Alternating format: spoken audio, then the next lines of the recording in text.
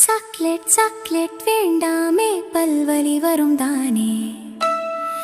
அம்மா சொன்னா கேளுடா ஆரோக்கியம் நல்லாதானே.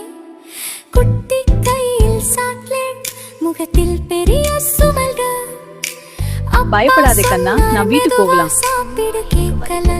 அப்பா வீட்ல காத்துக்கிறாரு, சீக்கிரம் போகலாம். அந்த சாக்லேட்டை சாப்பிடாதுன்னு சொன்னேன். சரி வா, ஹாஸ்பிடல் போலாம். சாரி அப்பா.